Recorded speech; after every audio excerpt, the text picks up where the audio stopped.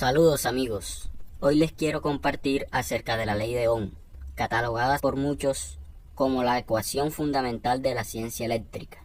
Esta ley establece la relación que existe entre el voltaje, corriente y resistencia dentro de un circuito eléctrico. Así como se usan instrumentos de medición tales como voltímetros, ómetros y amperímetros para medir la tensión, resistencia y corriente, también contamos con la ley de Ohm. Esta es una fórmula matemática que se puede usar para el mismo propósito. En la práctica, la ley de Ohm es usada por los electricistas para calcular circuitos, decidir qué conductores va a emplear en una instalación eléctrica y qué tipo de protecciones implementará para proteger dicha instalación. También para seleccionar clavijas, tomacorrientes, etc. Las magnitudes que se relacionan en esta ley son: la tensión o voltaje es la diferencia de potencial eléctrico entre dos puntos de un circuito. Su unidad es el voltio y se designa con una V. La corriente es el flujo de electrones que atraviesa un conductor por unidad de tiempo. Su unidad es el amperio y se simboliza con una A. La resistencia es la medida de la oposición al flujo de corriente en un circuito eléctrico. Su unidad es el ohm y se simboliza con la letra griega omega. Para resolver problemas relacionados con esta ley hay que saber despejar las variables en función a la incógnita. Con este triángulo esta tarea es muy fácil. Primero seleccionamos la incógnita a buscar y las demás variables se multiplican o se dividen de acuerdo a su posición. Es decir, si las variables están en una misma altura o mismo nivel se multiplican. Pero si las variables están en niveles diferentes o una encima de la otra, entonces se dividen. Tenemos que el voltaje es igual a la corriente por la resistencia. Ya que están en el mismo nivel, estas variables se multiplican.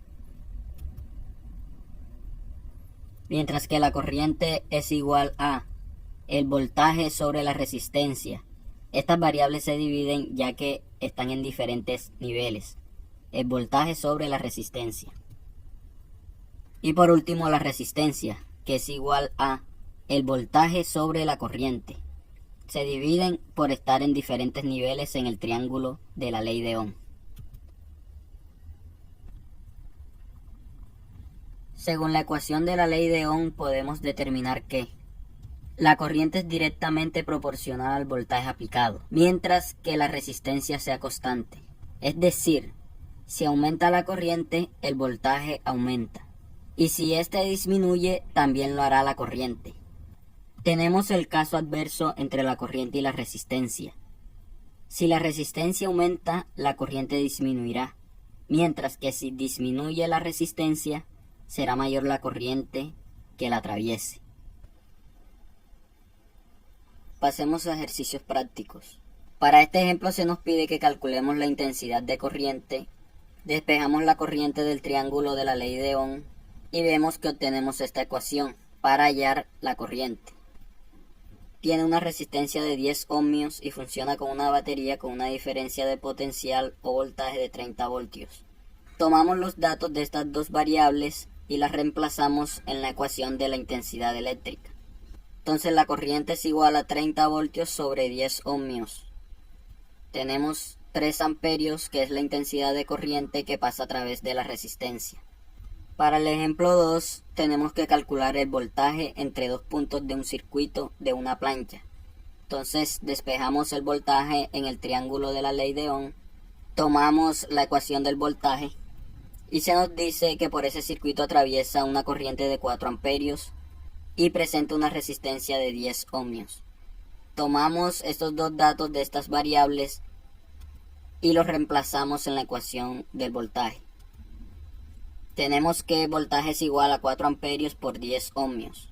El voltaje de este circuito es 40 voltios. Pasamos al tercer ejercicio.